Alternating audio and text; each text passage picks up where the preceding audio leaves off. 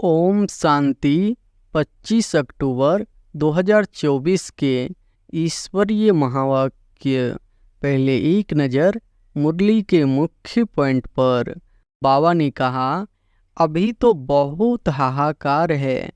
कहाँ अकाल पड़ रहा है, कहाँ लड़ाई चल रही है, कहाँ भूकंप होते हैं, हजारों मरते हैं। मौत तो होना ही है। बाप जानते हैं। अब मैं जाता हूँ, फिर सारे विश्व में जय जयकार हो जाएगी। मैं भारत में ही जाऊँगा। सारे विश्व में भारत जैसे गाँव है। बेसमझ और समझदारों का फर्क देखो। कहाँ समझदार स्वर्ग में राज्य करते थे। उनको कहा ही जाता है सचखंड, हेवन। इस रावण राज्य पति दुनिया में आज अपरम अपार दुख है। कल फिर अपरम अपार सुख होंगे। हम योग बल से अथाह सुख वाली दुनिया स्थापन कर रहे हैं। यह राजयोग है ना। और फिर बाबा ने कहा, आत्माओं को योग लगाना है परमात्मा बाप के साथ, जिससे ही बहुत समय अलग रहे हैं। पुरुषोत्तम संगम युग है। हम नई दुनिया में जाने वाले हैं। यह याद रहे तो भी तुमको बाप की याद रहेगी। याद के लिए बाप अनेक उपाय बताते हैं। बाप भी है, टीचर भी है, सतगुरु भी है। तीनों रूप में याद करो। माया बड़ी दुस्तर है। घड़ी घड़ी तुमको भुलाएगी और देह अभिमानी बना देगी। इसलिए जितना हो सके याद करते रहो। उठते बैठते चलते फिरते देह के बदले अपने को देही समझो। यह है मेहनत। इस समय सब धर्मों के झार वृद्धि को पा चुके हैं। यह बेहद का बड़ा झार है। यह सब धर्म फिर नहीं रहेंगे। अभी सारा झार खड़ा है, बाकी फाउंडेशन है नहीं। और फिर लास्ट में बाबा ने कहा, तुम बच्चे समझ गए हो, 4 युग है। यह है लिप युग। इनको मिड गेट कहा जाता है। श्री कृष्ण को भी मिड गेट दिखाते हैं। यह ज्ञान बुद्धि में रहने से खुशी बहुत होती है। बाकी थोड़ा टाइम है। रात को सोते समय ऐसे ऐसे सिमरन करो तो भी खुशी रहेगी। हम यह बन रहे हैं। नाटक पूरा हो तब तक सब एक्टर्स यहाँ होने हैं।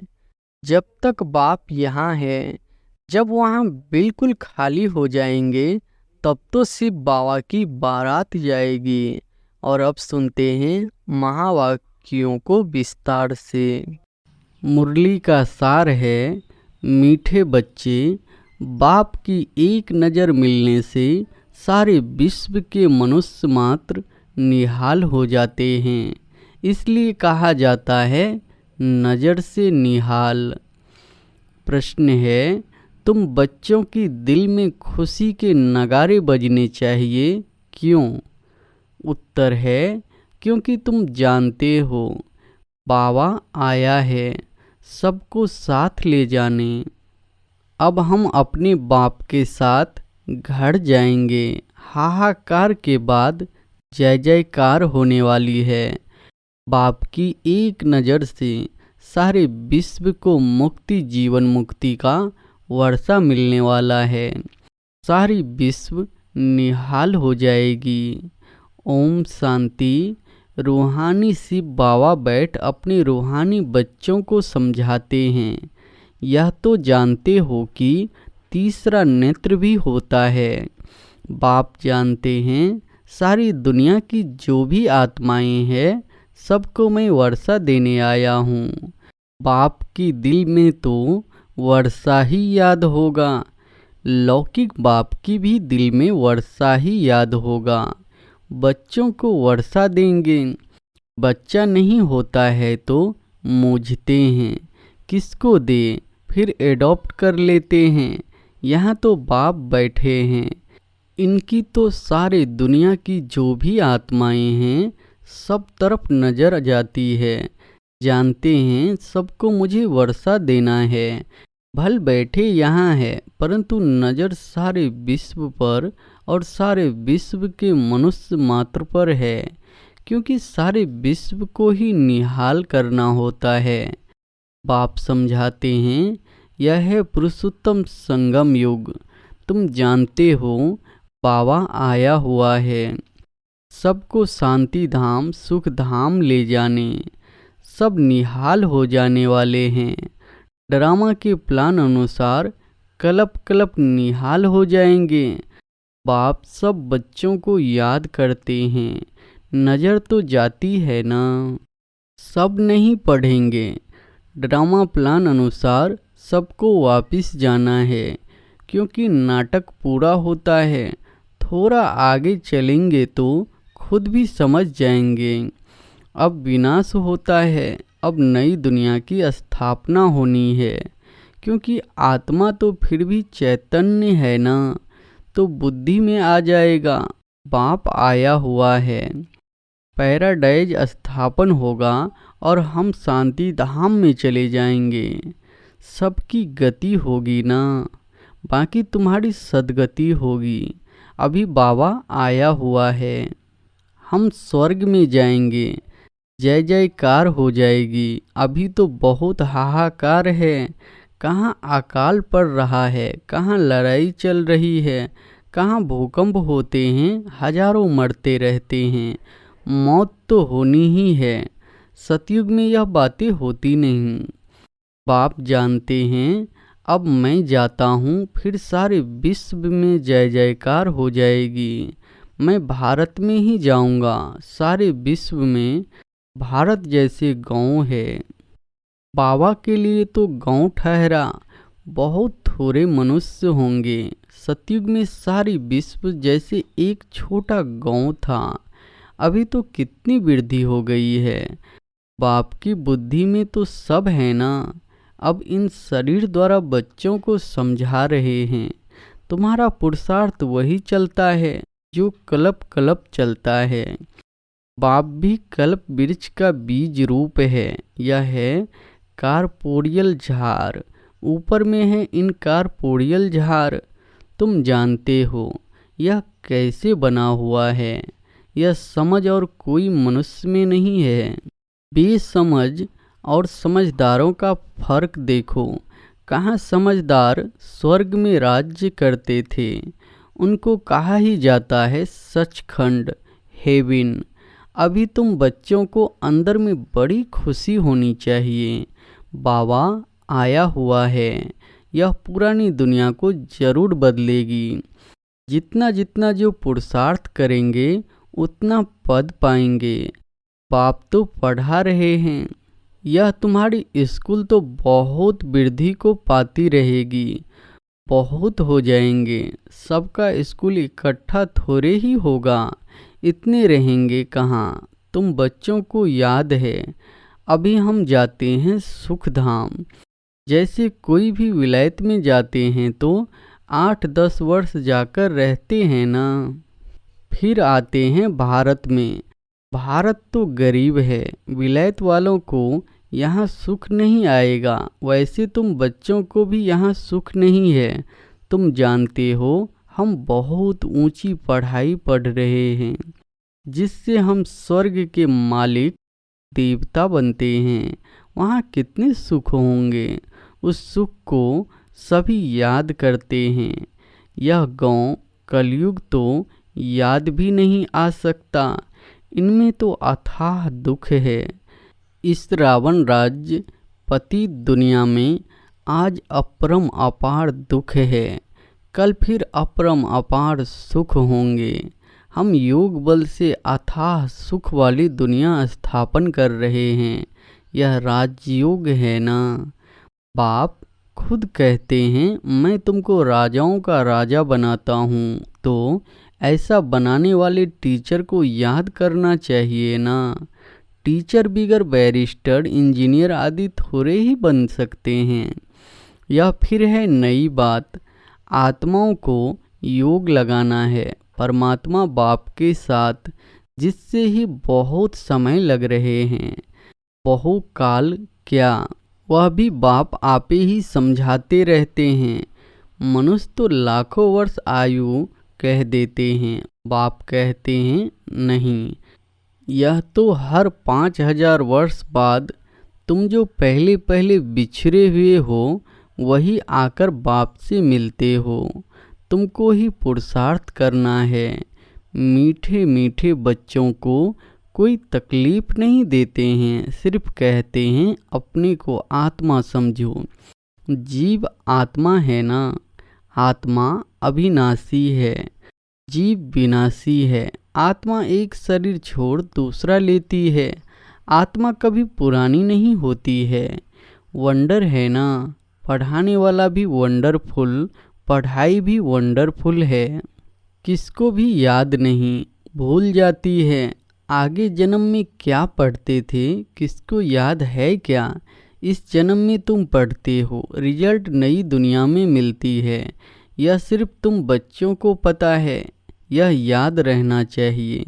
अभी यह पुरुषोत्तम संगम युग है, हम नई दुनिया में जाने वाले हैं। यह याद रहे तो भी तुमको बाप की याद रहेगी। याद के लिए बाप अनेक उपाय बताते हैं। बाप भी है, टीचर भी है, सतगुरु भी है। तीनों रूप में याद करो। कितनी युक्तियाँ दे रहे हैं याद करने की, परंतु माया भुला देती है। बाप जो नई दुनिया स्थापन करते हैं, बाप ने ही बताया है यह पुरुषोत्तम संगम युग है। यह याद करो, फिर भी याद क्यों नहीं कर सकते हो। युक्तियाँ बतलाते हैं याद की, फिर साथ साथ कहते भी है माया बड़ी दुस्तर है। घड़ी घड़ी तुमको भुलाएगी और देह अभिमानी बना देगी। इसलिए जितना हो सके याद करते रहो।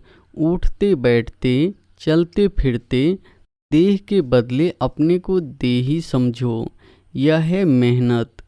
नॉलेज तो बहुत सहज है, सब बच्चे कहते हैं याद ठहरती नहीं। तुम बाप को याद करते हो, माया फिर अपनी तरफ खींच लेती है। इस पर ही यह खेल बना हुआ है। तुम भी समझते हो हमारा बुद्धि योग जो बाप के साथ और पढ़ाई के सब्जेक्ट में होना चाहिए वह नहीं है। भूल जाते हैं, परंतु तुम्हें भूलना नहीं चाहिए। वास्तव में इन चित्रों की भी दरकार नहीं है, परंतु पढ़ाने समय कुछ तो आगे चाहिए ना। कितने चित्र बनते रहते हैं। पांडव गवर्नमेंट के प्लान देखो कैसे हैं, उस गवर्नमेंट के भी प्लान है। तुम समझते हो नई दुनिया में सिर्फ भारत ही था, बहुत छोटा था। सारा भारत विश्व का मालिक था। एवरीथिंग न्यू होती है। दुनिया तो एक ही है, एक्टर्स भी वही है। चक्र फिरता जाता है। तुम गिनती करेंगे, इतने सेकंड, इतने घंटे, दिन, वर्ष पूरे हुए, फिर चक्र फिरता रहेगा। आजकल करते करते 5,000 वर्ष पूरे हो गए हैं। सब सीन सीनरी खेल पान होते आते हैं। कितना बड़ा बेहद का झाड़ है। झाड़ के पत्ते तो गिन नहीं सकते हैं। यह झाड़ है, इनका फाउंडेशन देवी देवता धर्म है। फिर यह 3 ट्यूब्स धर्म मुख्य निकले हुए हैं। बाकी झाड़ के पत्ते तो कितने ढेर है, कोई की ताकत नहीं जो गिनती कर सके। इस समय सब धर्मों के झाड़ वृद्धि को पा चुके हैं। यह बेहद का बड़ा झाड़ है। यह सब धर्म फिर नहीं रहेंगे। अभी सारा झाड़ खड़ा है, बाकी फाउंडेशन है नहीं। बनेन ट्री का मिसाल बिल्कुल एक्यूरेट है। यह एक ही वंडरफुल झाड़ है। बाप ने दृष्टांत भी ड्रामा में यह रखा है समझाने के लिए। फाउंडेशन है नहीं तो यह समझ की बात है। बाप ने तुमको कितना समझदार बनाया है। अभी देवता धर्म का फाउंडेशन है नहीं, बाकी कुछ निशानियां हैं। आटे में नमक, प्रायः यह निशानियां बाकी रही है, तो बच्चों की बुद्धि में यह सारा ज्ञान आना चाहिए। बाप की भी बुद्धि में नॉलेज है ना, तुमको भी सारा नॉलेज दे, आप समान बना रहे हैं। बाप बीज रूप है और यह उल्टा झार है। यह बड़ा बेहद का ड्रामा है। अभी तुम्हारी बुद्धि ऊपर चली गई है। तुमने बाप को और रचना को जान लिया है। भल शास्त्रों में है, ऋषि मुनि कैसे जानेंगे। एक भी जानता हो तो परंपरा चले, दरकार ही नहीं। जबकि सदगति हो जाती है, बीच में कोई भी वापस नहीं जा सकता। नाटक पूरा हो तब तक सब एक्टर्स यहाँ होने हैं। जब तक बाप यहाँ है, जब वहाँ बिल्कुल खाली हो जाएंगे तब तो सिर्फ बाबा की बारात जाएगी। पहले से तो नहीं जाकर बैठेंगे, तो बाप सारी नॉलेज बैठ देते हैं। यह वर्ल्ड का चक्र कैसे रिपीट होता है। सतयुग, त्रेता, द्वापर, कलयुग, फिर संगम होता है। गायन है, परंतु संगम युग कब होता है यह किसको भी पता नहीं है। तुम बच्चे समझ गए हो, 4 युग है। यह है लिप युग, इनको मिड गेट कहा जाता है। श्री कृष्ण को भी मिड गेट दिखाते हैं। तो यह है नॉलेज। नॉलेज को मोड़ तोड़ कर भक्ति में क्या बना दिया है। ज्ञान का सारा सूत मुझा हुआ है। उनको समझाने वाला तो एक ही बाप है। प्राचीन राजयोग सिखलाने के लिए विलायत में जाते हैं, वह तो यह है ना। प्राचीन अर्थात पहला सहज राजयोग सिखलाने बाप आए हैं। कितना अटेंशन रहता है। तुम भी अटेंशन रखते हो कि स्वर्ग स्थापन हो जाए। आत्मा को याद तो आता है ना। बाप कहते हैं, यह नॉलेज जो मैं अभी तुमको देता हूँ, फिर मैं ही आकर दूंगा। यह नई दुनिया के लिए नया ज्ञान है। यह ज्ञान बुद्धि में रहने से खुशी बहुत होती है। बाकी थोड़ा टाइम है, अब चलना है। एक तरफ खुशी होती है, दूसरी तरफ फिर फील भी होता है। अरे ऐसा मीठा बाबा हम फिर कल बाद देखेंगे। बाप ही बच्चों को इतना सुख देते हैं ना। बाप आते ही है शांति धाम सुख धाम में ले जाने। तुम शांति धाम सुख धाम को याद करो तो बाप भी याद आएगा। इस दुख धाम को भूल जाओ। बेहद का बाप बेहद की बात सुनाते हैं।